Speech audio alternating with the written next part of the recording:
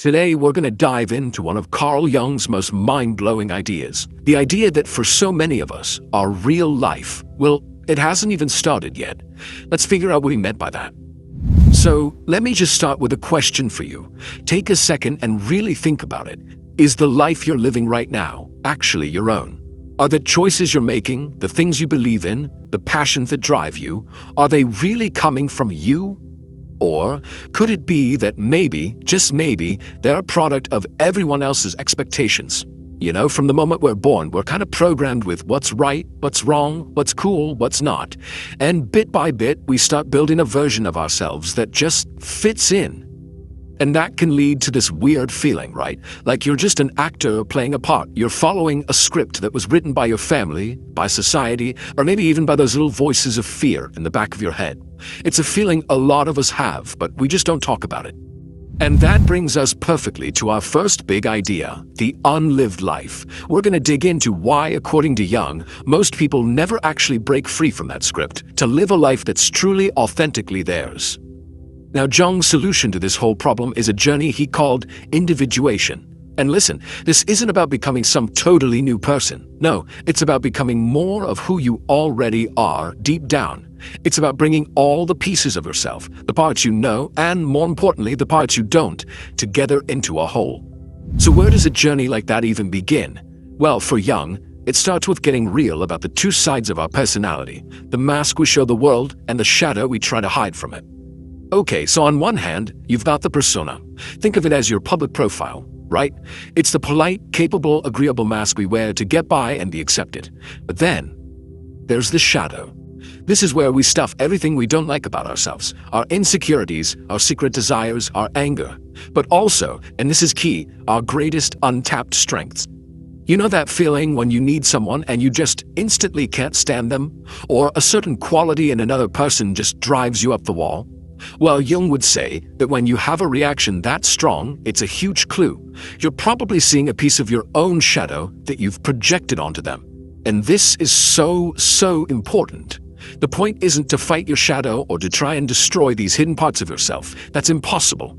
Jung's big aha moment was realizing that true wholeness, real freedom, only comes when you turn around, face that shadow, and bring it into the light.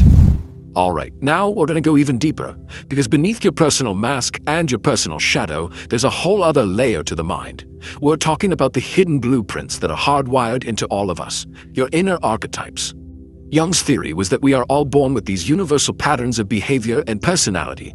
He called the source of this the collective unconscious. It's like a shared psychic inheritance for all of humanity. Think of archetypes as the original software that comes pre-installed in your brain, shaping how you see the world.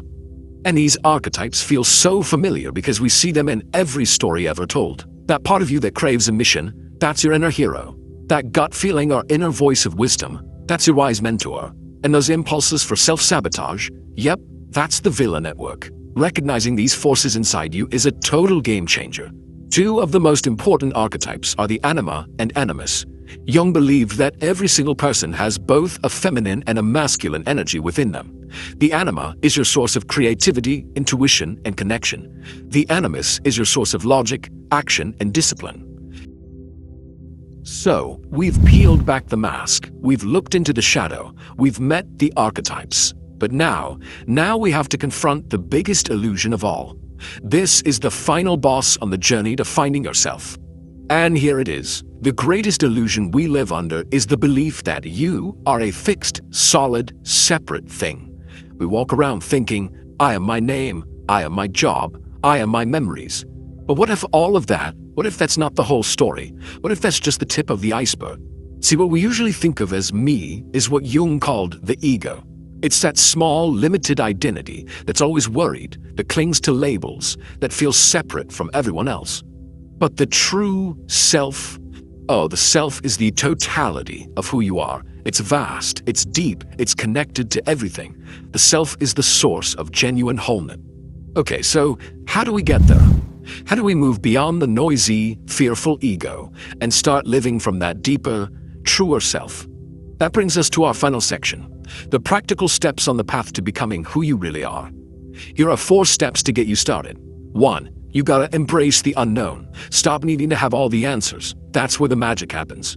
2. Release the labels. You are not your job title. You are not your past mistakes. Let them go. 3. Start listening to your unconscious mind. Pay attention to your dreams, your gut feelings, their messages. And 4. Surrender.